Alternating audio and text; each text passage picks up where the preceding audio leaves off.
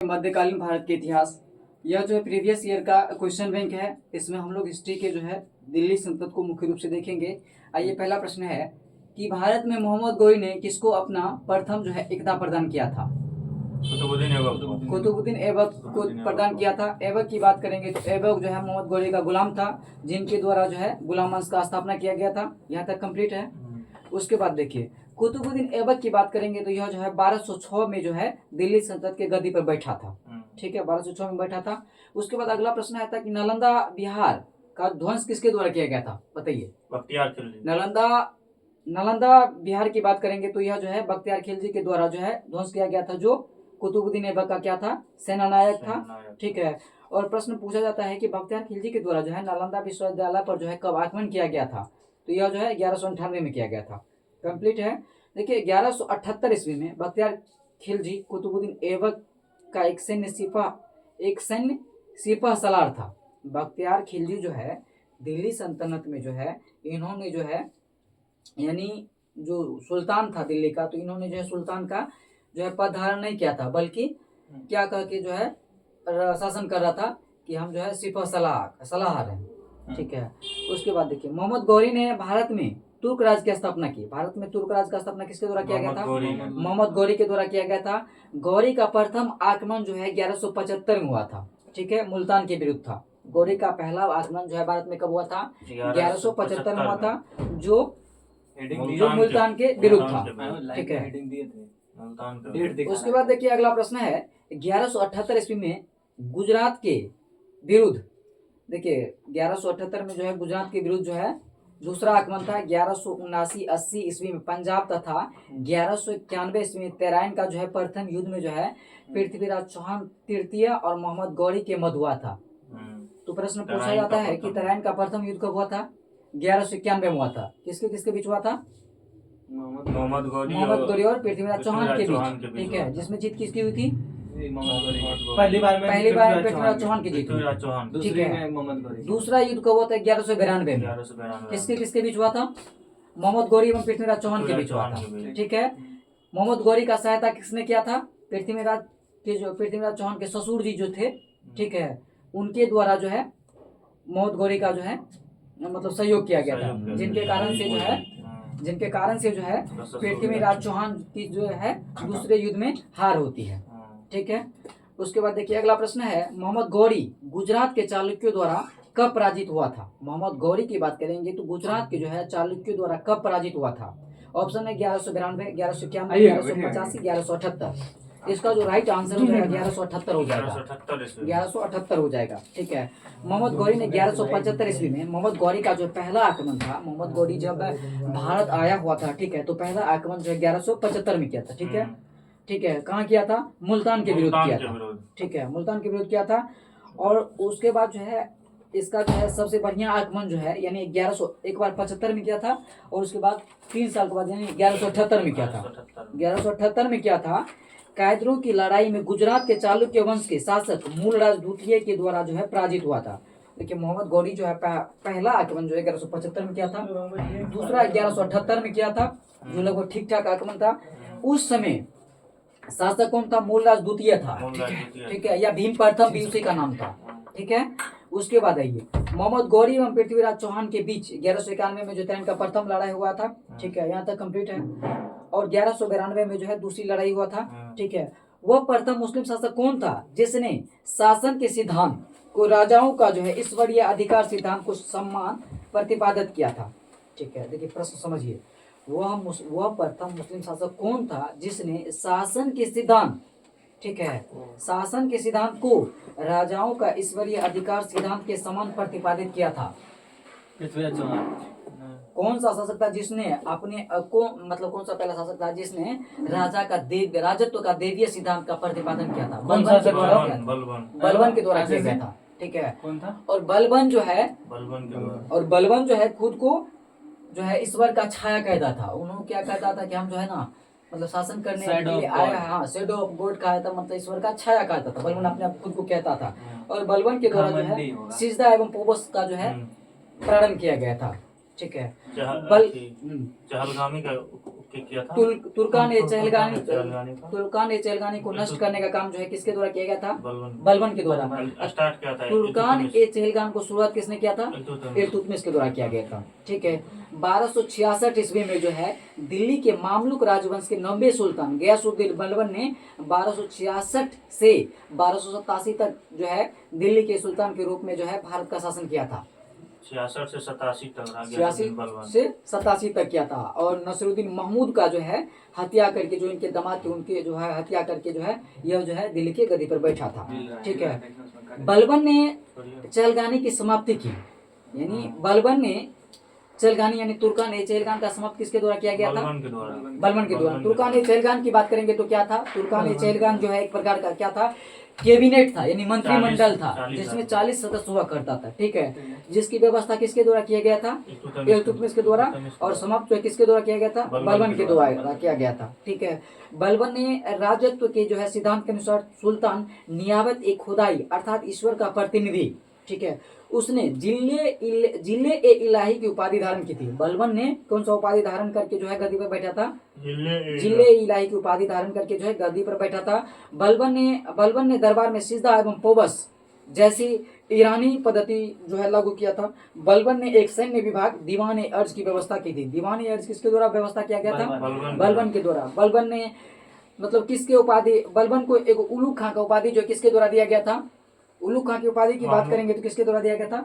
नसरुद्दीन मोहम्मद के द्वारा। ठीक है, जो उनका दामाद था। ठीक है, नसरुद्दीन मोहम्मद के द्वारा जो है दिया गया था। बताइए आशीष जी, रक्त एवं लोक की नीति किसने अपनाया था? रक्त एवं लोक की नीति की बात करेंगे तो यह किसके द्वारा जो अपनाया गया था? यह जो है बलबन के द्वारा अपनाया गया था।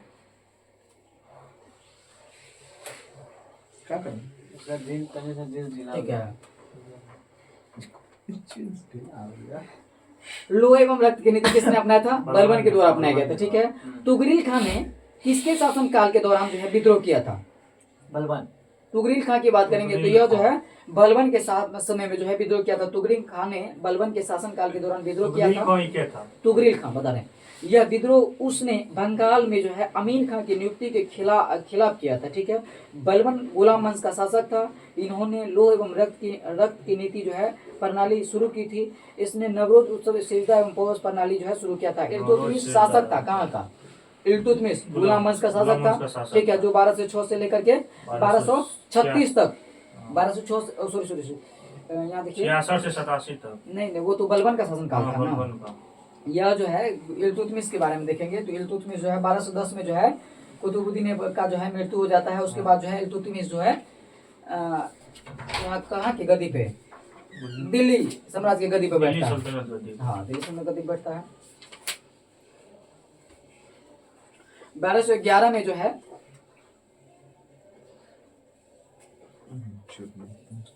क्या हो जी? इंडिया जीता। ऐबक की मृत्यु जो है कुतुबुद्दीन ऐबक का मृत्यु 1210 ईस्वी में होता है। ठीक है। चौगान खेलते समय होता है। उसके बाद बनता है कि आराम शाह बनता है। ठीक है। आराम शाह की हत्या 1211 में जो है इल्तुतमिश के द्वारा जो है करवा दिया जाता है। और इल्तुतमिश जो है दिल्ली की गद्दी पर बैठता है, जो 1236 तक जो है गद्दी पर बैठता है। ठीक है। इसके बाद जो है इनकी पुत्री जो है रजिया सुल्तान जो है दिल्ली की गद्दी को संभालती है। ठीक है। उसके बाद आगे देखिए, अगला प्रश्न है, इनमें से किसने भारत में जो है फारसी नवरोज उत्सव जो है शुरू किया था? बलबन के द्वारा शुरू किया गया था। दीवान ए आरिज विभाग संबंधित था किससे? दीवान ए आरिज यानी देखिए तुर्कान ए चहलगान खत्म किया गया था किसके द्वारा? बलबन के द्वारा। उसके स्थान पे फिर जो नया पद सृजित किया गया था जिसका नाम क्या था? दीवान ए आरिज, जो एक प्रकार का सैन्य विभाग था। ठीक है, जो एक प्रकार का सैन्य विभाग था। ठीक है। गुलाम वंश का प्रथम शासक कौन था? तो एक कुतुबुद्दीन ऐबक था। 2.5 दिन का झोपड़ा किसके द्वारा जो है बनाया गया था? 2.5 दिन का झोपड़ा जो है कुतुबुद्दीन ऐबक के द्वारा जो है बनवाया गया था। ठीक है। भारत में जो है कुब्बत उल इस्लाम मस्जिद का स्थापना किसके द्वारा किया गया था? कुतुबुद्दीन ऐबक के द्वारा किया गया था। कुतुबुद्दीन ऐबक ने अपनी राजधानी कहाँ बनाया था? लाहौर बनाया था। ठीक है। उसके बाद आता है खिलजी वंश। खिलजी वंश की स्थापना किसके द्वारा किया गया था? नहीं, खिलजी वंश की स्थापना जलालुद्दीन खिलजी के द्वारा किया गया था। ठीक है। जिनकी हत्या जो है अलाउद्दीन खिलजी के द्वारा जो है करामानिकपुर के आसपास के क्षेत्र में जो उनकी हत्या कर दी जाती है। ठीक है। उसके बाद देखिए, अलाउद्दीन खिलजी के प्रसिद्ध सेनापति में किसकी मंगोल के विरुद्ध लड़ते हुए मृत्यु हुई थी? अलाउद्दीन खिलजी के सेनापति में जो है किसकी मृत्यु जो है मंगोल के विरुद्ध युद्ध लड़ते हुए हुआ था? जफर खान को। ठीक है, तो जफर खां का हुआ था। ठीक है, देखिए सबसे अधिक जो है मंगोल का आक्रमण किसके शासनकाल में हुआ था? कुतुबुद्दीन ऐबक के समय। नहीं, अलाउद्दीन खिलजी अलाउद्दीन शासनकाल में खिलजी, हुआ था। सॉरी। ठीक है, अलाउद्दीन उसका बाद खिलजी एक बार हुआ था, 6 बार हुआ था। ठीक है, किस सुल्तान के काल में जो है खालिसा भूमि अधिक पैमाने पर विकसित हुई थी? खालिसा भूमि। अलाउद्दीन खिलजी। खालिसा भूमि की बात करेंगे तो यह अलाउद्दीन खिलजी के समय जो है सबसे अधिक मात्रा में जो है विकसित हुआ था। ठीक है, खालसा भूमि से तात्पर्य है सुल्तान के प्रत्यक्ष नियंत्रण की भूमि है। खालसा भूमि किसको कहते हैं? जो सुल्तान के जो है प्रत्यक्ष नियंत्रण की भूमि थी। खालसा भूमि से प्राप्त राजस्व शाही दरबार के रख रखाव के लिए जो है उपयोग किया जाता था। तो खालसा भूमि का उपयोग क्या था? राजस्व शाही दरबार के रख रखाव के लिए जिसका उपयोग किया जाता था। अलाउद्दीन खिलजी द्वारा जो है समुद्र की विजय के लिए किसे नियुक्त किया गया था? मलिक गाफूर को। मलिक गाफूर को जो है समुद्र विजय के लिए जो है नियुक्त किया गया था। समझ में आ रहा है आशीष जी? समझ में आ रहा है आशीष जी? समझ पा रहे हैं? हाय दोस्तों, कैसे हैं आप लोग? बहुत अच्छा है दोस्त। ठीक है, आप लोग लाइक और शेयर करें। खिलजी वंश का खिलजी वंश का जो है प्रथम शासक कौन था? खिलजी वंश का शासक कौन था? प्रथम शासक जलालुद्दीन फिरोज खिलजी। उनके बाद जो है उनका दामाद या भतीजा कौन बनता है? अलाउद्दीन खिलजी। ठीक है, इसने इनमें से किसने खलीफा की शक्ति का विरोध किया था? ऑप्शन में है इल्तुतमिश, अलाउद्दीन खिलजी, मोहम्मद तुगलक, बलबन। ठीक है, तो देखिए मुबारक खिलजी एक ऐसा शासक था जिसने स्वयं ही खलीफा उपाधि धारण की थी। इस प्रकार कह सकते हैं कि इसने खलीफा की शक्ति का विरोध किया था। देखिए किसने खलीफा की शक्ति का विरोध किया था? तो मुबारक खिलजी जो है खलीफा की शक्ति का विरोध किया था। उसके बाद देखिए अगला प्रश्न है, रानी पद्मिनी का नाम अलाउद्दीन की चित्तौड़ विजय से जोड़ा जाता है। उनके पति का नाम क्या था? यानी पद्मावती के पति का क्या नाम था? पद्मावती के पति का नाम क्या था? राजा रतन सिंह था। ठीक है, नहीं, राजा रतन सिंह पंजाब में ना, जो 1303 के आसपास में जो है अलाउद्दीन खिलजी का जो है इनके जो है मतलब कि राज्य पर जो है आक्रमण होता है। ठीक है, रानी पद्मिनी के पति का नाम क्या था? राजा रतन सिंह।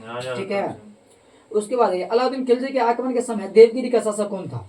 अलाउद्दीन खिलजी जब आक्रमण किया था, ठीक है, उस समय जो है देवगिरी का शासन कौन था? तो यह जो है रामचंद्र देव था। ठीक है, अलाउद्दीन खिलजी के आक्रमण के समय देवगिरी का शासक कौन था? रामचंद्र देव था। किस सुल्तान के काल में खालसा भूमि अधिक पैमाने पर विकसित हुई थी? अलाउद्दीन खिलजी के शासनकाल में। जिसका उपयोग किसके लिए किया जाता था? सैन्य व्यवस्था के लिए, यानी रख रखाव खर्च के लिए किया जाता था। सल्तनत काल में जो है सार्वजनिक वितरण प्रणाली किसने प्रारंभ की? अमित फोन कर रहा है। सल्तनत काल में जो है सर्वाधिक वितरण प्रणाली किसने प्रारंभ की थी? हेलो। ठीक है, यह जो है यानी सल्तनत काल में जो है सार्वजनिक वितरण प्रणाली की बात करेंगे तो सिकंदर लोदी के द्वारा जो है शुरू किया गया था। दिल्ली के किस सुल्तान ने सबसे ज्यादा नहरों का निर्माण करवाया था? सबसे ज्यादा नहरों का निर्माण किसके द्वारा किया गया था? फिरोज शाह तुगलक के द्वारा। ठीक है, नहरों का जो है सर्वप्रथम जो निर्माण किसके द्वारा किया गया था? गयासुद्दीन तुगलक के द्वारा। नहरों का जाल बिछाने का काम किसके द्वारा किया गया था? नहीं, फिरोज शाह तुगलक के द्वारा। देखिए सर्वाधिक मात्रा में नहर का जो है जाल बिछाने का काम किसने किया था? फिरोज शाह तुगलक। और सर्वप्रथम जो है नहर का जो व्यवस्था प्रचलित है किसके द्वारा? गयासुद्दीन तुगलक के द्वारा। ठीक है, क्लियर हो गया। उसके बाद है कि फिरोज तुगलक द्वारा स्थापित दारुल उल सफा क्या था? फिरोज शाह तुगलक द्वारा जो है स्थापित दारुल सफा क्या था? दारुल सफा की बात करेंगे तो यह एक प्रकार का जो है खैराती अस्पताल था। ठीक है, जिसमें बालिका और महिला सबके लिए जो है किया गया था, विधवा महिला सबके लिए किया गया था। कंप्लीट हो गया। निम्नलिखित में से किस सुल्तान ने बेरोजगारों को रोजगार दिलवाया? बेरोजगारों को रोजगार दिलवाने का काम जो है फिरोज शाह तुगलक के द्वारा किया गया था। एफएसटी के द्वारा किया गया था और फिरोज शाह तुगलक के द्वारा ही दारुल सफा का स्थापना किया गया था, जो एक खैराती अस्पताल था। उसमें एरे गेरे सभी के लिए व्यवस्था किया गया था। ठीक है, निम्नलिखित में से किस सुल्तान के दरबार में सबसे अधिक गुलाम थे? देखिए सबसे अधिक गुलाम की बात करेंगे तो फिरोज शाह तुगलक के दरबार में था, जो 1,80,000 के आसपास के था। ठीक है, सबसे अधिक हिंदू गुलाम किसके शासनकाल में था? तो औरंगजेब शासनकाल में था, जो लगभग 1.5 लाख था। ठीक है, मोरक्को यात्री इब्न बतूता का जो है वृत्तांत किस रूप में जाना जाता है? रेहला के रूप में जाना जाता है। ठीक है, रेहला के लेखक कौन थे? इब्न बतूता इब्न बतूता थे, जो कि कब भारत आए थे? मोरक्को यात्री था। जो कब भारत आए थे? 1333 ईस्वी में आया था। 1333 किसके शासनकाल में आया था? बताए रखिए जी।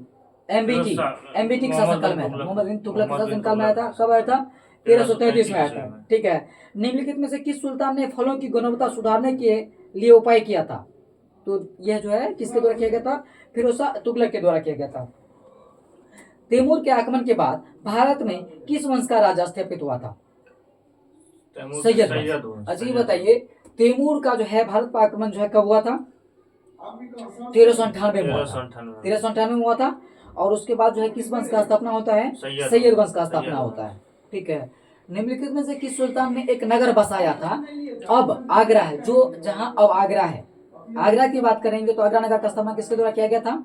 सिकंदर लोदी के द्वारा 1504 ईस्वी में किया गया था। ठीक है। कुतुब मीनार किसके द्वारा जो है पूरा करवाया गया था? इल्तुतमिश के द्वारा। कुतुब मीनार की बात करेंगे तो यह जो है इल्तुतमिश के द्वारा जो है निर्माण कार्य जो है पूरा करवाया गया था। और कुल निर्माण कार्य जो है इल्तुतमिश के द्वारा पूरा करवाया गया था। और सर्वप्रथम जो है यानी कुतुब मीनार का नींव जो है किसके द्वारा जो है डाला गया था? कुतुबुद्दीन ऐबक के द्वारा। कुतुब मीनार की नींव की बात करेंगे तो यह जो है कुतुबुद्दीन ऐबक के द्वारा जो है डाला गया था। ठीक है। अलाई दरवाजा का निर्माण किसके द्वारा करवाया गया था? कुतुबुद्दीन ऐबक। अलाई दरवाजा का निर्माण जो है अलाउद्दीन खिलजी के द्वारा करवाया गया था। ठीक है। अलाई दरवाजा का निर्माण जो है अलाउद्दीन खिलजी के द्वारा जो है करवाया गया था। देखिए, अलाई दरवाजा कुतुब मीनार परिसर यानी महरुली दिल्ली के जो है कुब्बत उल इस्लाम मस्जिद का जो है दक्षिण प्रवेश द्वार है। तो यहाँ प्रश्न आता है कि कुब्बत उल इस्लाम मस्जिद का निर्माण किसके द्वारा करवाया गया था? अलाउद्दीन खिलजी। नहीं, कुतुबुद्दीन ऐबक के द्वारा। कुब्बत उल इस्लाम मस्जिद जो भारत का पहला मस्जिद था, कुतुबुद्दीन ठीक है, कुतुबुद्दीन ऐबक के द्वारा जो करवाया गया था। और 1300, ठीक है, उसके बाद एक कोस मीनार। कोस मीनार का स्थापना किसके द्वारा करवाया गया था?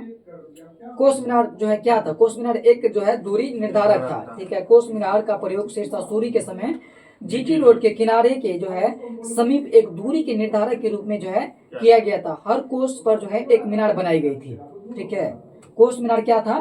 तो कोस मीनार जो है एक दूरी निर्धारक था। ऐसा कह सकते हैं कि जैसे मापने वाला होगा, किलोमीटर मापने वाला होगा। उसके बाद देखिए अगला प्रश्न है कि दिल्ली सल्तनत के दौरान जो है मुकद्दम या चौधरी पद इस्तेमाल किनके लिए किया जाता था? देखिए, मुकद्दम या चौधरी की बात करेंगे तो यह पद जो है किसके सरपंच यह जो है किसके द्वारा जो किया जाता था? गाँव के सरपंच के द्वारा किया जाता था। ठीक है। गाँव के मुखिया को क्या कहा जाता था? मुकदम या चौधरी कहा जाता था। गाँव के मुखिया को क्या कहा जाता था? मुकदम या चौधरी कहा जाता था। देखिए, बरगान के मुखिया को क्या कहा जाता था? आमिर। सिख उस समय क्या होता था? जिला को क्या कहा जाता था? सिख। और सिख के मुखिया को क्या कहा जाता था? सिकदार। ठीक था। इकता किसको कहा जाता था? इकता प्रांत को कहा जाता, यानी भूमि के टुकड़ा या कहीं एक प्रांत को जो है इकता कहा जाता था। ठीक है। निम्नलिखित में से कौन भूमि उत्पाद पर जो है लगने वाला कर को इंगित करता है? देखिए, भूमि उत्पाद कर की बात करेंगे तो ऑप्शन में है खराज है, खुम्स है, उष्ण है, मुक्तई है। तो देखिए, भूमि उत्पाद पर लगने वाले कर को क्या कहा जाता था? तो खराज कहा जाता था। ठीक है। उष्ण कहा जाता था और मुक्तई कहा जाता था। खुम्स क्या था? खुम्स देखिए, खुम्स क्या था? यह जो है खुम्स जो है लूट का धन हुआ करता था। खुम्स क्या था? लूट का जो है धन हुआ करता था। जवाबित का संबंध किससे था? जवाबित का संबंध किससे था? राज्य कानून से था। ठीक है। जवाबित क्या था?